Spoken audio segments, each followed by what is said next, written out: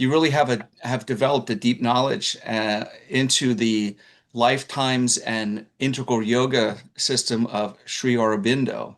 One of the leaders of freeing India from the British Raj, from Mm, being a colony of India, of the British.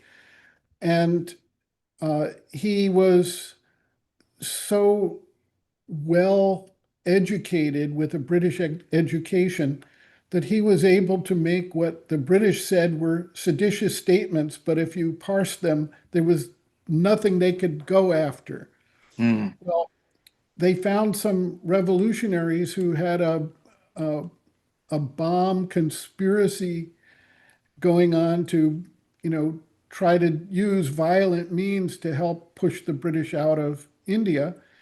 And they tried to tie him to that. And so he was arrested under the Alipore bomb conspiracy case and spent, a considerable amount of time in prison, much of it in solitary confinement. And that's where he had the experience, if you will, of uh, the visitation by Swami Vivekananda. And then uh, he was reading the Bhagavad Gita while he was there. And his outlook on life changed radically at that point. And he was formerly like very activist and very involved. And in the case, he wanted to actively take charge of his defense. And the attorney was getting all his notes and everything. And then he heard basically an inner voice that said, leave it be. This is all under control, you know. And then he started seeing that Sri Krishna was in the prosecutor, and Sri mm. Krishna was in the judge, and Sri Krishna was in his defense attorney. And he just chilled out, you could say, and said, let it happen. And the result of that was that the judge found him to be uh, not prosecutable under that. They let him go. And it was after that that he gave his famous Uttarpara speech, which he didn't prepare. And it was an inspired speech because he told about his time in prison and how he had seen the humanity and the depth and the spirituality of even the most uh, unfortunate of the prisoners. Those who were in there for violent crimes and other types of crimes. But he could see that deeper force working through everybody. And it was a very moving and inspiring speech. And uh, basically, after that, he more or less gave up his political activism and took up full time the practice of what he later called the integral yoga, which is what he escaped British India, went to French India, and established himself in Pondicherry. And people started collecting around him, and then the ashram formed. And then uh, a French woman by the name of Mira Alfasa uh, came there and met him. And uh, when she came back afterwards, she joined the organization and took charge of the outer physical organization manifestation and dealing with the people who were forming up there, eventually developing not just the Sri Aurobindo Ashram, but the Sri Aurobindo International Center of Education. Because during the Second World War, a lot of people came there with their families and children. And so she had to add this additional aspect to it to take care of everybody as they needed at whatever level they were in their development. I'd like to go back, if we could, to the prison time because there's such fascinating um, story to be told there. From what I'm recalling from my readings, Swami Vivekananda appeared to him and said, there are these higher levels of consciousness that you don't yet know about, and they're even higher now than when I was alive because the human mind or brain keeps evolving, which means now, you know, um, if he died in 1950, Aurobindo to 2027, 20, what are we in 26? That's even more evolution. So he started, uh, meditating or sitting quietly, and he could even see the jail prison bars and the doors and the birds and the keys all as this one Sri Krishna or consciousness. Is that correct? Yes, that's what he wrote in his book Tales of Prison Life, and Right. he's accurate on that. It's really, it was a transformative experience in his life to actually have the time away from all his outer activities, his political activism, and everything else, his writing, and really focus on uh, basically his inner growth and development of these understandings and powers that he was now basically absorbing. It almost seems like the powers that be forced this on him, created this thing to happen so he could be non-distracted, away from everything. You have got nothing to do but sit quietly and evolve this way. And eventually, of course, he was let out of prison. And is that when he first moved to French India, right after he was released, or Yeah, sooner? shortly thereafter, yes. Hmm. And actually, before he went to prison, he had an experience. Um, his brother was very sick with some kind of respiratory illness and wasn't getting better. And a wandering sadhu or yogi came through and he saw him and he said, "Give me a glass of water." And he got the glass of water for him. And he took, uh, I think it was a knife that he cut through the water with in the glass of water while he was chanting certain mantras. And he said, "Have him drink this." And he drank it. And the brother was recovered very quickly. And Wow. he reflected on that and said, if there's that much power in the spiritual development, that's a greater power essentially than the political power. And I need to find out more about that. Okay. And because of all his activities, he was not quite doing that. And then he got liberated from all those activities Right. by being incarcerated. And uh, he really reflected, I think, on that.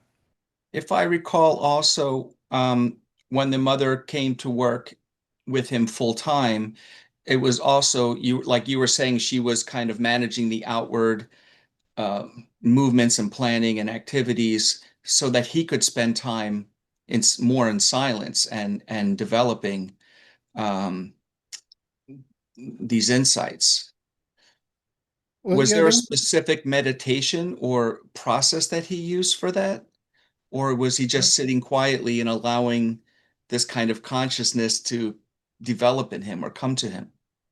Well, I can't speak to that because what he did in his, you know, uh, developmental phase, his work that he was doing, uh, his bringing down of whatever insights he had and manifesting them, those are for him to know, for us to speculate about. And I prefer not to speculate. So But they're not in his published diaries or his books or at all?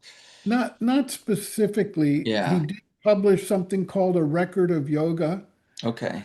which is a two-volume set, and it's pretty obscure. I mean, it's got real um, terms of art, technical terms from Sanskrit that he used to describe certain things he was doing.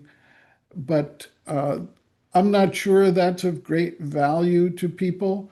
Right. Um, and actually, there were several phases from during the First World War, before the whole ashram really got organized and the mother came permanently.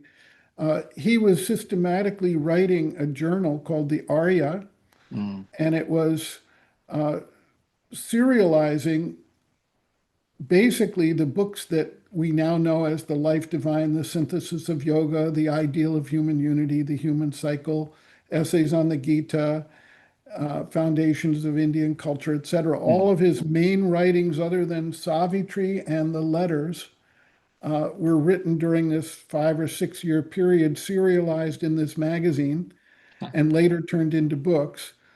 And that's where he developed the expression of the integral yoga, the evolutionary process of humanity, and the greater purpose of the manifestation, where spirit and matter are not divorced from one another, but are really a continuum that are one essential existence.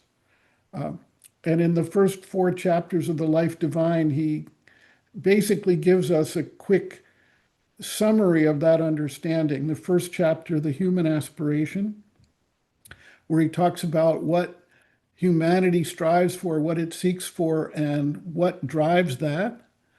And then he's got the materialist denial, which is basically the idea that we're just here for matter and accumulation and enjoyment, and we don't need any of this spiritual stuff. And then the refusal of the ascetic, which was the next chapter, where he says, on the other side of that, we have people who have abandoned the whole materialist viewpoint and said the only thing that matters is spirit, the rest of it's an illusion. And then in the fourth chapter, he gives his view on it, which is what he calls reality omnipresent. Hmm. And he says that both matter and spirit are real. You can't divorce them from each other. They are integrated parts of a whole. And therefore, the extreme of the materialist denying the spirit and the extreme of the spiritual path denying the reality of the material world both need to be tempered by a new synthesis and an integration of them. And that's how the integral yoga developed. Ah, so he took this centrist kind of route. I think there's different Vedantas, Advaita Vedanta, and the others that are on either side of those poles. And he kind of said, "Hey, I think they can both be true and at the same time. So let's be in the middle here." From what he was seeing, and maybe he saw things or experienced things differently because as Swami Vivekananda had told him, like we've evolved more over time, and the more we do this, the more we evolve. So he could see things maybe differently. It's very interesting. And he eventually understood that uh, the human being, man, is a transitional being, Hmm. that we are in the middle of an evolutionary process of consciousness, the evolution of the life energy out of matter, the mental energy out of the life forms. And he said, we're not complete yet, which is why there's so much conflict, confusion, and misunderstanding. The next phase of the evolution beyond the mind is intended to harmonize these imbalances that have occurred with the vital and mental evolution. And he called that the supramental consciousness, which essentially is just stating that it's beyond the mind, supramental. And he then worked to understand this evolutionary process, the different stages of awareness that occur beyond the mental level, and charted a lot of that through his works, and then actually expressed a lot of that in his epic poem Savitri, a Legend and a Symbol, where if you read certain passages of it, you can actually have very deep experiences of some of these other planes and aspects of consciousness. Hmm. The supramental, is that the same thing as the supermind? Supermind and overmind? Is it just another way of saying supermind? Well, the supermind is the evolutionary result of the supramental evolution. Ah, Okay.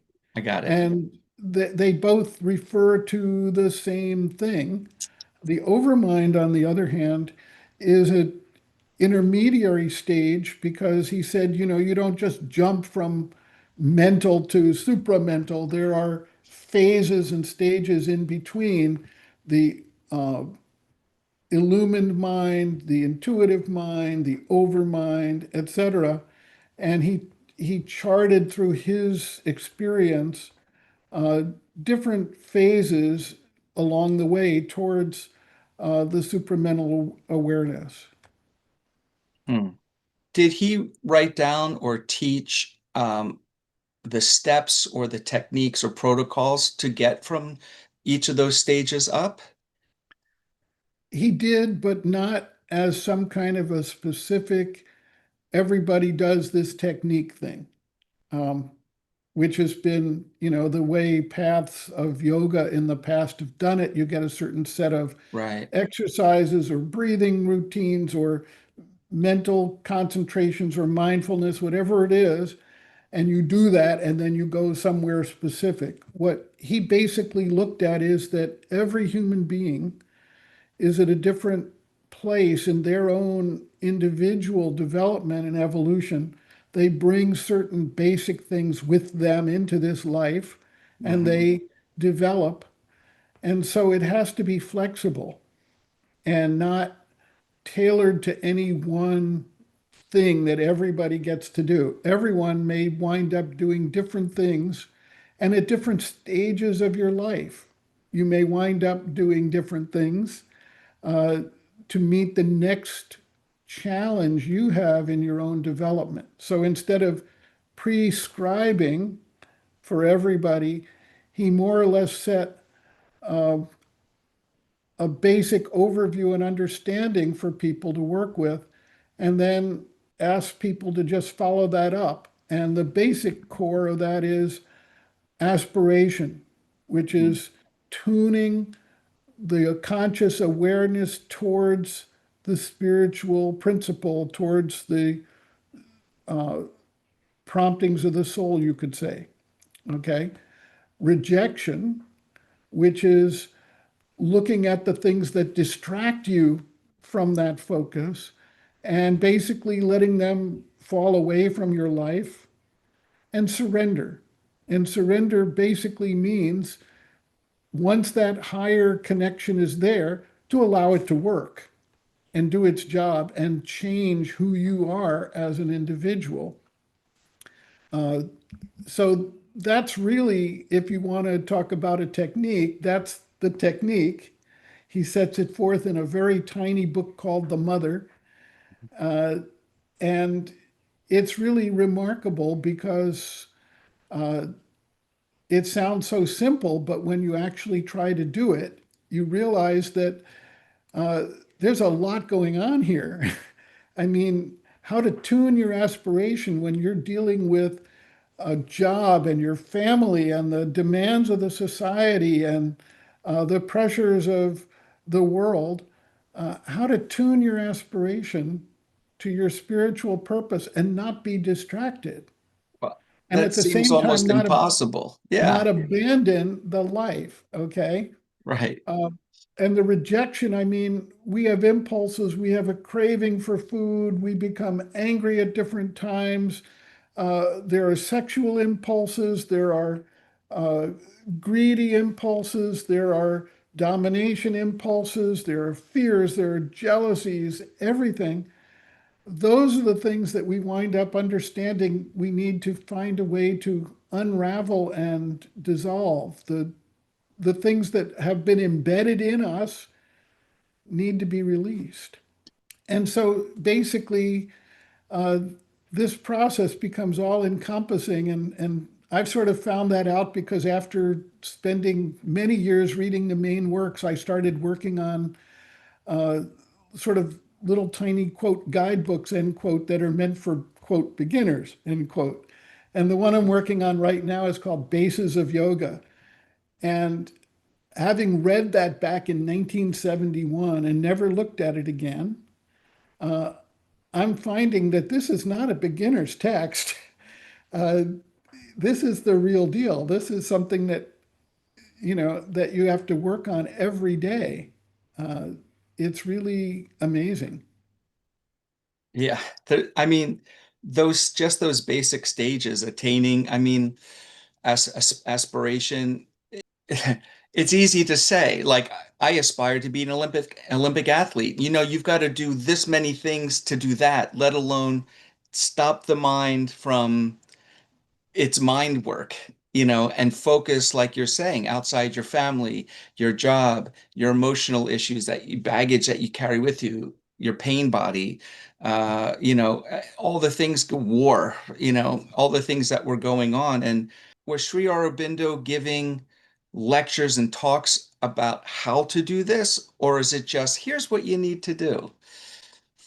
Well, he wasn't giving lectures and talks because he was living in an isolated Right. room for the most part.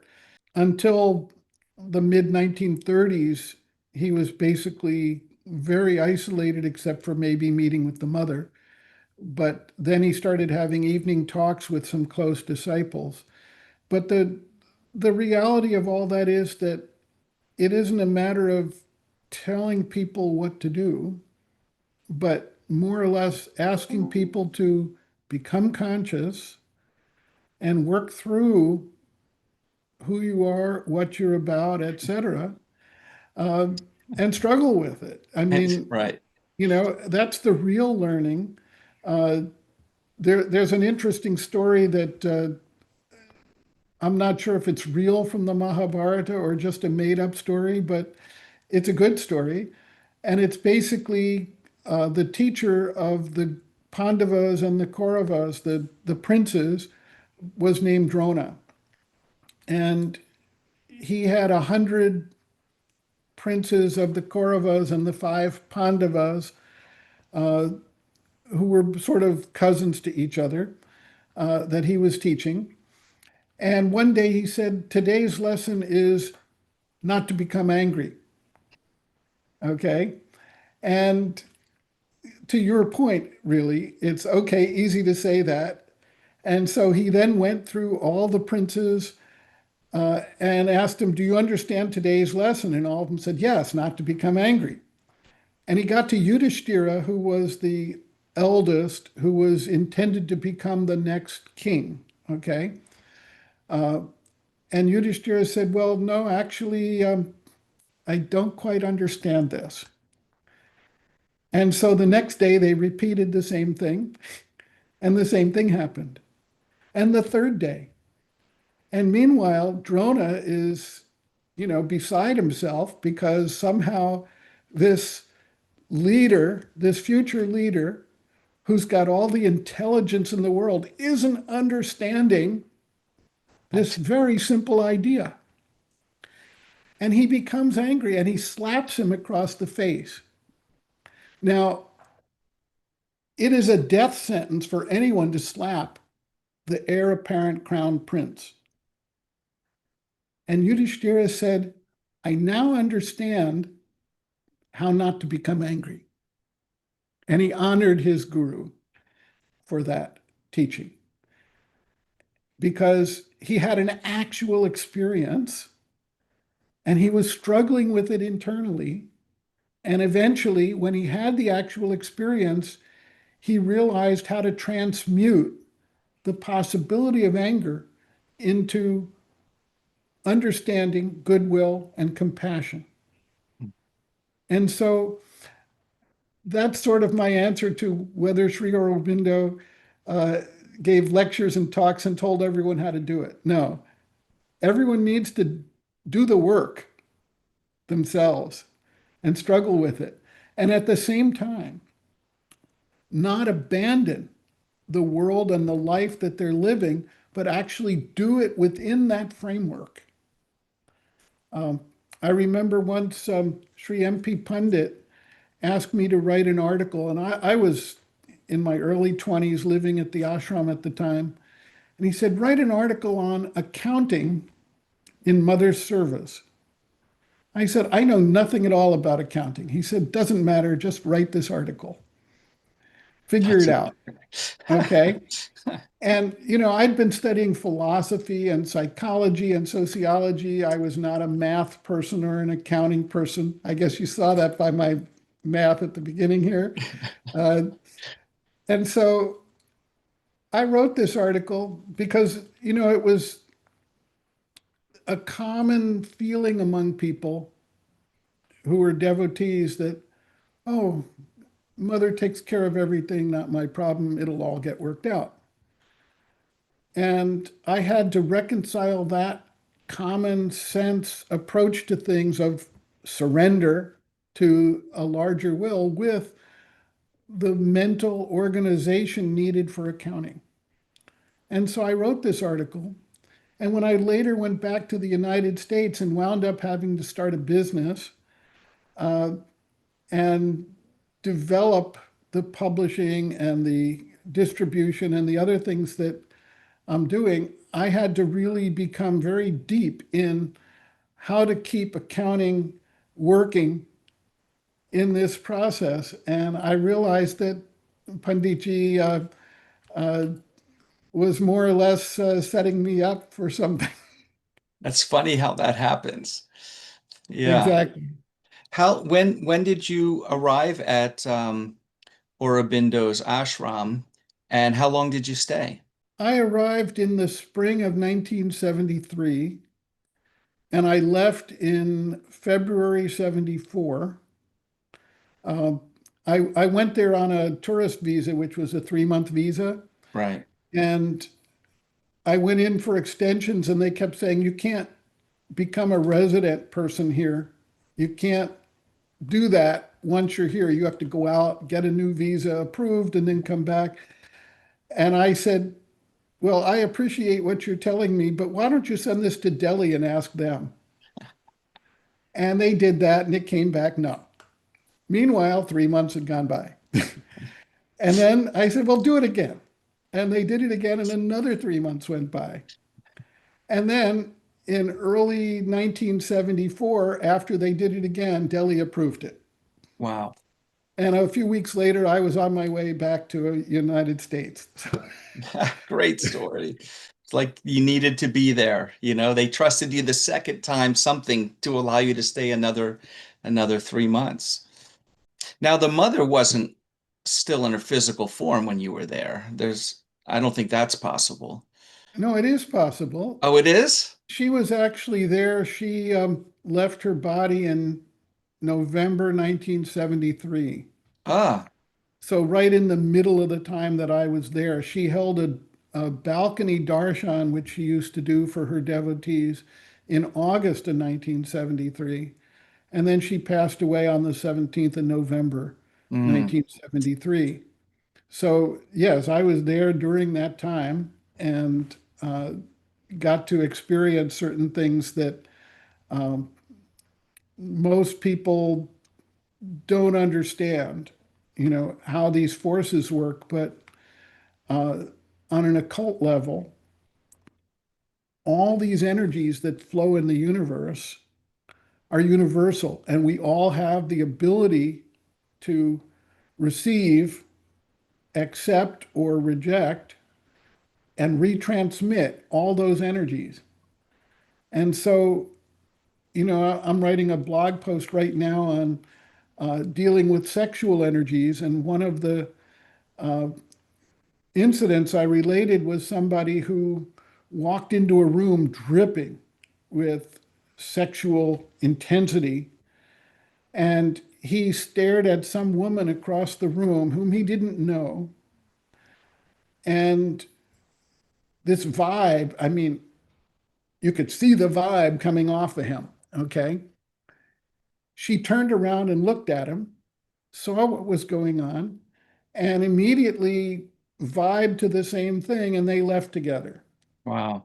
Okay. So we don't recognize it, that all of these forces act upon us all the time. You may find that if you are in the presence of someone who's always depressed, later you get back and you're just feeling tired. Well, what does that mean? Where does that come from?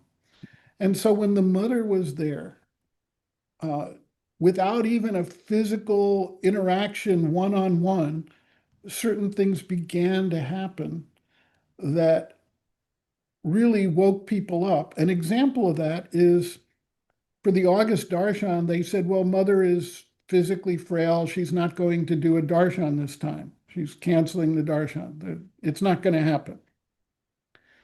And everyone on the evening of August 14th, ahead of the 15th, when the Darshan day was supposed to be, knew that there was not going to be a Darshan the next day. And I was living at a guest house of the ashram about a mile and a half away. And I woke up around 3 in the morning with this electricity running through me. It was like nothing I could ever explain. And I knew at that moment that there was a darshan. I felt like I was walking 6 inches above the ground. I mean, it was that intense. And so I got ready and got dressed and went to the ashram. And sure enough, a signboard was there. It says Darshan this evening, like I think it was like 6:10 or something like that. And I knew it from a mile and a half away from my sleep that there was a darshan. No one had to tell me that. There was no book that I could read. There was no magazine. There was no article. There was no radio, no television, no internet. Okay. It was just this internal movement of force that woke me up and told me what was happening, the power of the mother. I wonder if she was transmitting something to you and potentially others as an early darshan, not just to let you know that there would be one later, but a transmission of energy and knowledge through that whole encounter in the middle of the night. You know, she was doing this constantly for all people. So uh, it could be interpreted any way you want. Right. You know, the Dalai Lama has been known to do things like that. We became for a while great fans of attending Dalai Lama programs. And it's great. The first one we went to was in Wisconsin. We were in Wisconsin, no problem. The next one was Chicago, no problem. Then it was Indiana, and we went to Indiana. And then it was New York. And so we said, well, let's go to New York. And then the next one was the Kala Chakra in Washington, D.C. 10 days, what's the problem? Let's just do this. So we went and did that. Um, and then for a while, he wasn't coming back to the States. And one morning in my meditation, I saw the Dalai Lama and he passed me and did namaste, that Mm. greeting, folded hands. And when I came out of that, I told Karuna, I said, you know, there's something going on with the Dalai Lama. And so I checked, and sure enough, he was going to hold a program in Hamburg, Germany, uh, the day before, He was or a letting you couple of days know. before, like the 99th birthday of her father, Oh, who was in Germany. oh, And so we made a sudden decision that we would fly across the world and attend this program and visit her father, probably for the last time, based on a fleeting experience of an image in a meditation.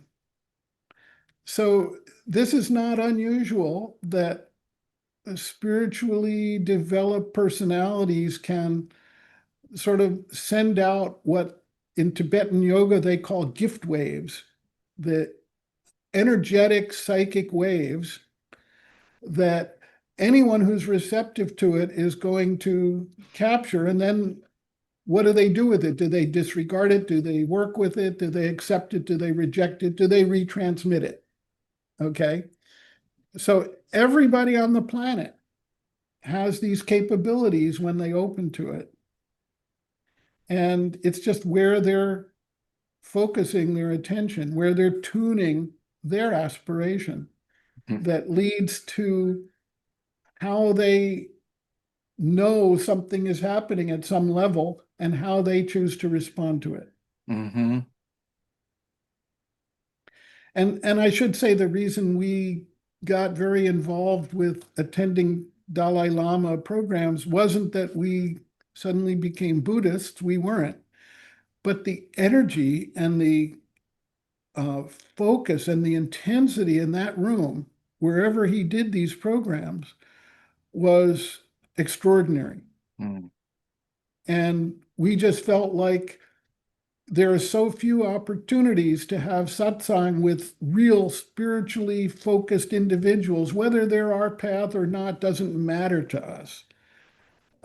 We weren't there for the teaching, we were there for the gathering of, in some cases, thousands of people who were focused on spiritual development and the energy they created. When the mother gave her darshan, was it silent darshan or spoken?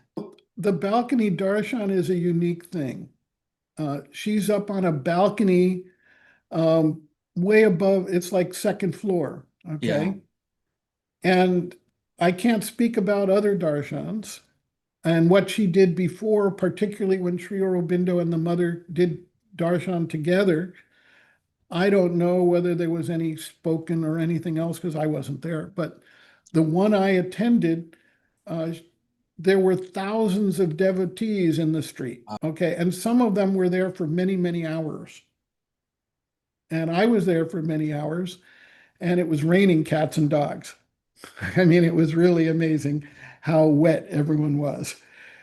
And then when she came out, just minutes before she came out, the rain stopped, the sky cleared, the sun came out, and she was up on the balcony and she just looked down over everybody. There were no words spoken. And I guess graced or blessed everybody with some force. And after some minutes, she went back in. And at that point, the rain felt like it could come back and start over again. So we all disappeared pretty quickly after that. Wow.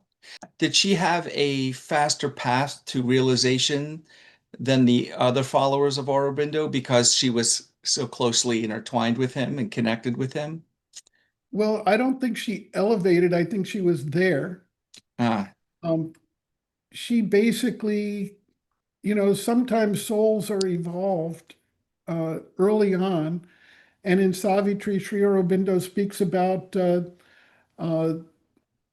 that you have to go through like the process of rebirth, um, and all that was rebuilt must, or all that was destroyed must be rebuilt, and old experience labored out once more. mm, All can be done if the God touch is there. And if you bring, as an evolved soul, certain things at a certain stage in your life, those things begin to uh, become very real to you. And you don't have to redo all that stuff. It just sort of is there. And with the mother, she indicated that when she was a young child, she was having experiences of a teacher mm, sort of explaining things to her in her inward state or in her dream state. And when she visited Pondicherry, she actually felt Sri Aurobindo's aura several miles away. mm, And when she met Sri Aurobindo, she recognized in him the teacher that she'd been interacting with since her childhood. And so it became pretty clear. And Sri Aurobindo said that, and the mother also indicated that uh, the two of them were like two sides of the same consciousness. One was there to set forth the larger view and vision and understanding. The other was there to actually carry it out and manifest it. mm. And together, they were able to carry out something that neither one on their own felt was their immediate role or destiny at that point in time. Yeah. So their destiny was to come together at the right moment, and together they would feel whole, and that could be Exactly. carried out. And so at that point, Sri Aurobindo was, uh, basically in his room, and the mother was busy developing the organization of the ashram and the different units and the agricultural and the business units and the educational units and organizing for the needs of what became thousands of people, with families and children coming during the time of the Second World War. I mean, it became a big external enterprise, if you will, to carry out the principles and to give people the opportunity to grow while facing the real world challenges of organizing and living together as a community and building something that was sustainable. I think something that was unique with Sri Aurobindo also in his approach in the approach of his integral yoga was that most yoga teachers, most sadhus, most spiritual teachers up to this point were focused on themselves and individual disciples to create this change, where he wanted to solve kind of the existential crisis of humanity. And he thought, hey, we got to do this as a group. Like the whole society needs to elevate, not just a single person in order to create the change in the world. I agree with that. I think that the focus on individual liberation or salvation or nirvana or uh, whatever you want to call it from the different paths, uh, had its role and its benefits, but also its limitations. And uh, in Savitri, he said, escape, however high, redeems not earth. And he said, this is the place where this evolutionary development is taking place.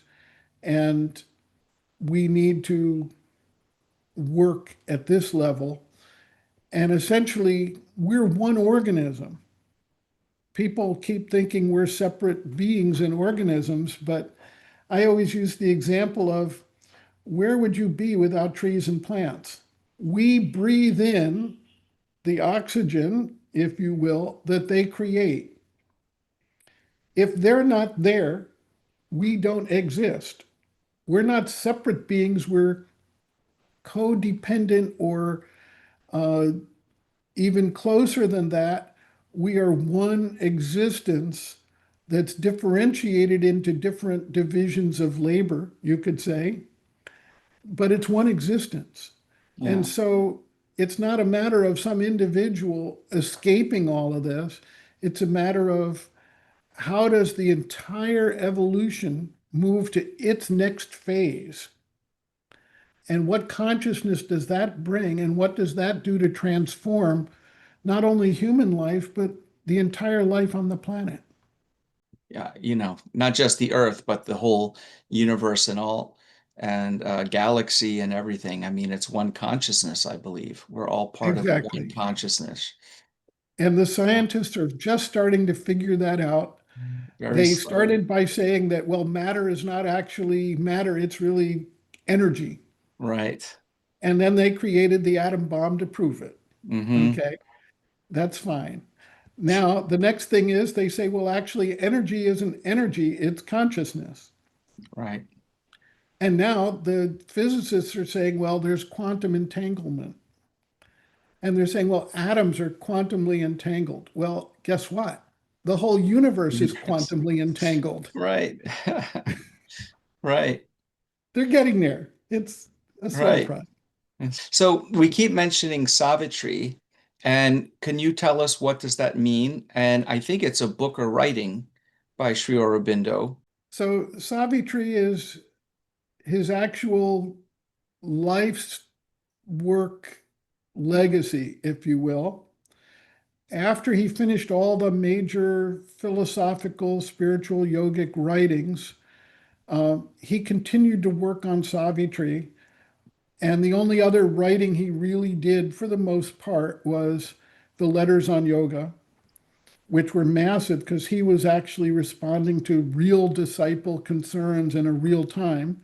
Mm, And back around 1950, he wrote a few articles for the Bulletin of Physical Education, which turned into a book called The Mind of Light, which basically described the supramental manifestation on Earth. But Savitri was where he poured his experience and the energy of that experience into a written form.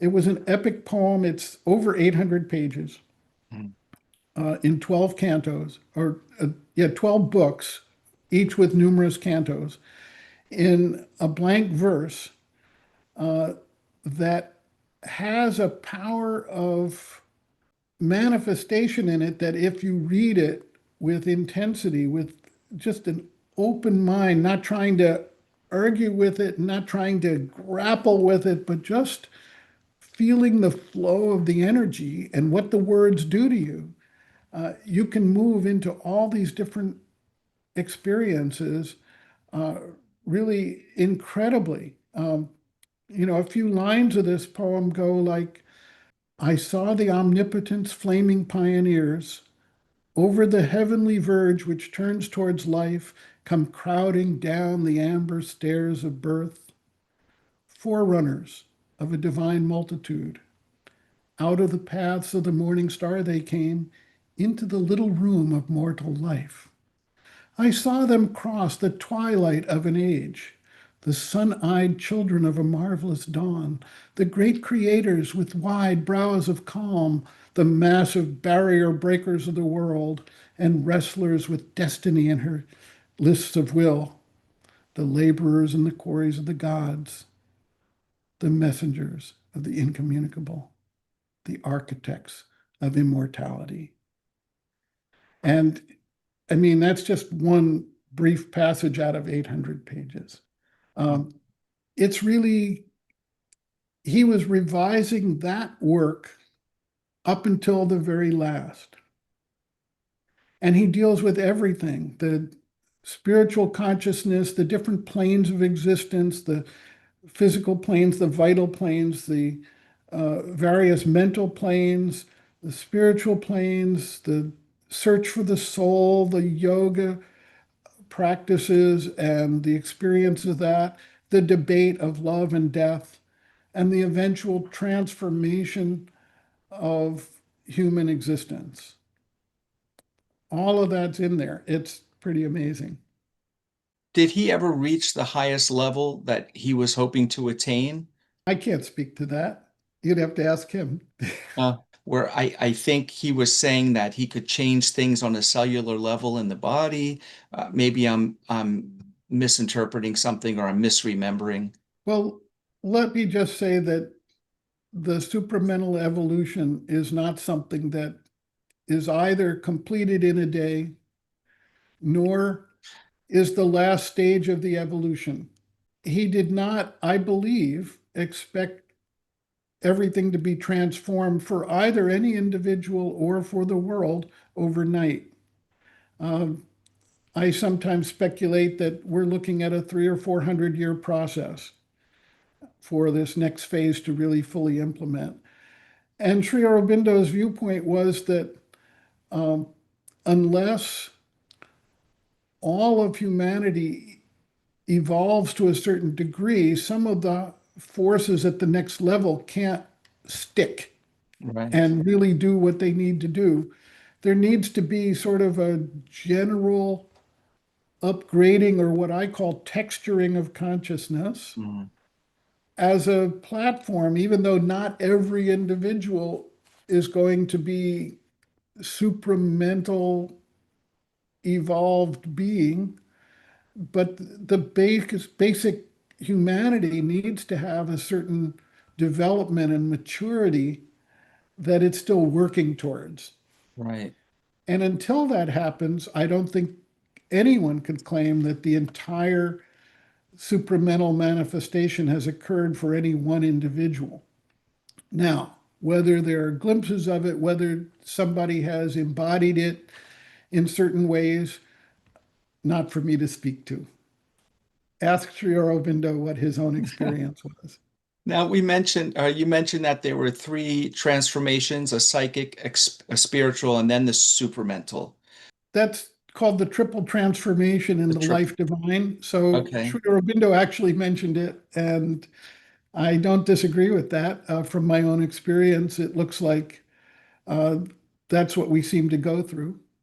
Hmm. And how do we find the difference between psychic and spiritual? I think the easiest way to describe that is that what we call the soul manifests in what Sri Aurobindo calls the psychic being, which is the soul that carries with it the fruit, but not the details of its evolutionary growth and history through rebirths, whatever. Okay. So you have to first, the psychic transformation is to shift your standpoint from being a body and mind that has a soul to a soul that has a body and mind that it utilizes, like putting on clothes. Okay. So that shift is the first step of us separating from our attachment to the external forms and actions and details and arguments and vital needs and desires and physical whatever relationship to the world to being a soul that is here for an evolutionary purpose and gets to use the experiences and the body and the mind and the vital energy to that end. So that shift is not a simple one. I mean, if we consider it and say, am I looking at myself today as a body mind complex that has a soul somewhere that I have to go search for? Okay. Or am I responding as a soul that is using as an instrument this physical body and this mind and this vital force that's been given to me, and I'm using it within the context of the greater world? That's the first transformation. And I mean, honestly, we all sort of slip back and forth between the two when we're on the path. Okay. I mean, now to differentiate that from the spiritual, okay, once you are focused within that psychic being, the next step we talked about earlier is aspiration. And the aspiration goes out to the wider universal consciousness that is manifesting us and everything else and evolving that consciousness, getting in contact with that and being receptive to its evolutionary manifestation and plan is what you would call the spiritual transformation. Okay, so it's a different stage. It basically begins to take place uh, back and forth with the psychic transformation because we have our moments where, it's like in Savitri, he says, in moments when the inner lamps are lit and the life's cherished guests are left outside, our spirit sits alone and speaks to its gulfs. A wider consciousness then opens then its doors. So it's like that. We shift through these different partial glimpses, and basically that's the second stage. The third stage is the supramental transformation, where consciousness shifts. Now, if we look at it that we're sort of at the mental level, we communicate mentally, we reflect on things, we analyze things, we do things from a mental perspective. The most generally evolved human beings, if you will, that have matured to that stage are mental beings. And so the next phase beyond it, where you're not analyzing, dividing, and categorizing, but you're actually seeing the big picture and how each of those individual elements fit into that big picture is the essence of what Sri Aurobindo calls the supramental consciousness. And that transformation of us going beyond that mental reasoning, that logical intellect, that dividing and analyzing process to a wholeness and an understanding that's much wider and deeper is the third transformation. Hmm. I wonder if Savitri is meant to be read and just let alone to digest, or read and try to figure out and dissect to make meaning of it. And actually, the mother went to that point. Somebody asked that question, Ah, and she said, Savitri is experiential, not intellectual. okay. And basically, if you try to struggle with it, you will just struggle. Uh, if you allow that force to work, whether you think you understood it or not, over time, it begins to become clear to you. And so I like to look at it this way. The first time we experience anything, we have trouble accepting it. And that's normal human nature, but a groove is built in our minds, a pathway, if you will. And then when we experience that idea or that thought or whatever it might be, again, the next time it's a little easier because the pathway's already there and it's starting to build some substance that, oh, this is the way I go. Okay. Um, and I think that Savitri is like that. I found you can't just sit there and try and reason it out.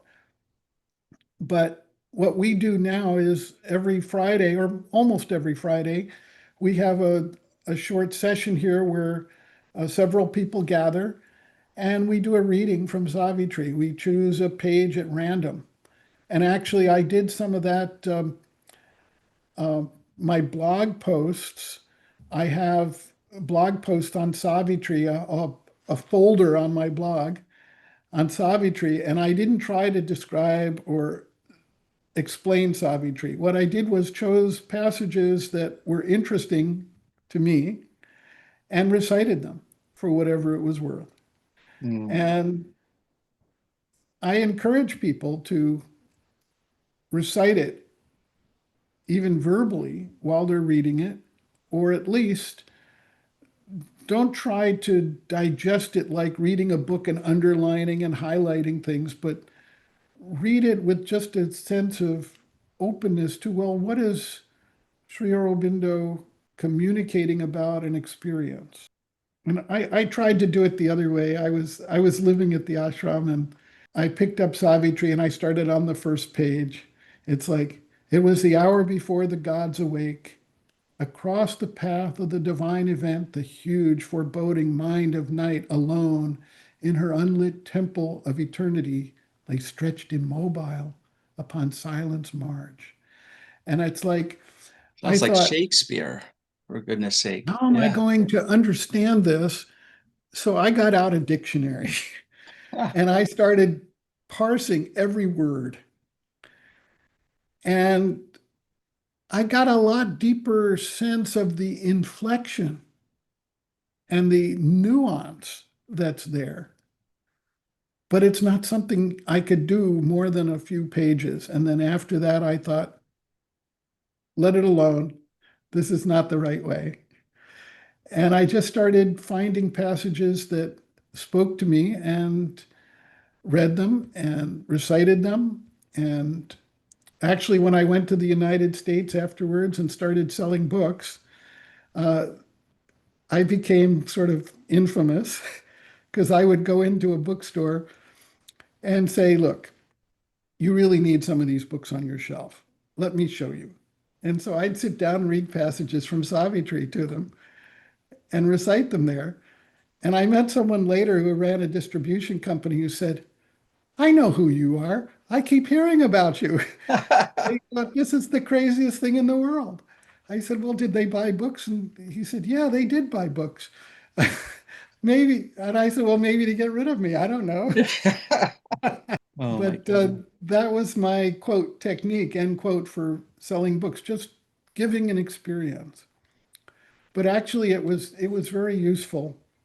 Um, the parent of one of the people in the organization I was working with here in the United States went to Kaiser Permanente for a some kind of an operation, and they made a mistake and they injected air into his veins, and he had a Ooh. stroke. And he was like in the hospital bed going, ugh. And she was living in India at the time. So I started visiting him regularly in the evening. And the only thing I could do that I thought could help him was I started reciting passages of Savitri there, something I love to do. Okay. And you could see him brightening up. Now, he had no connection to any of this stuff, but he was brightening up.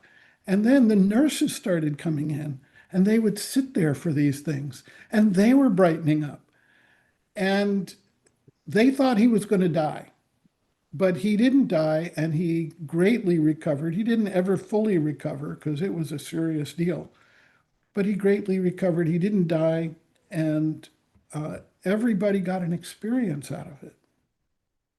So Mm. uh, there's really a benefit to spiritual practice, and it's not dogmatic. It's not like it's telling you become a Buddhist or a Hindu or a Christian or a Jew or a Reformed Druid or whatever. It basically is just outlining human experience. There's one section in there that he talks about the difficulty of the world redeemer's task and how the world turns on you, and crown of thorns is given and a cross is given in return for the peace and blessings you bring. I mean, he's obviously making references to the path of Jesus there. I mean, this is not dogma, this is experience. You don't have to adhere to being any particular religion. There are people from all different backgrounds, religions, philosophies, who find value in what Sri Aurobindo is talking about and experiencing and communicating because it's not dogma, it's experience. And he doesn't tell everybody, do this and become that. He's saying, face your life, understand the complexity of your life, and find a way to evolve spiritually. It reminds me of another realized person in India, Mayor Baba, Mm. who was 20 years younger. He wrote a book called Godspeak, and he told his followers, read this once in your lifetime at least. And it doesn't matter if you understand it, just read it because the words and their meaning will penetrate on their own in their own way. We think we're the doers, but actually, this larger one consciousness is the doer, and we are all instruments of that. And that's that shift away from the individual ego personality, and by extension, the ego personality of any teacher, toward the fact that we're all just here basically carrying out the energy of that larger divine plan, whatever you want to call it, uh, that process. And those who are awake and receptive to it do what they need to do, and those who aren't struggle until they are. I thank you, and our listeners thank you for your time. You've been very generous today with us and helping us understand the work of Sri Aurobindo and the Mother better. It's really been a pleasure to chat with you today and pick your brain.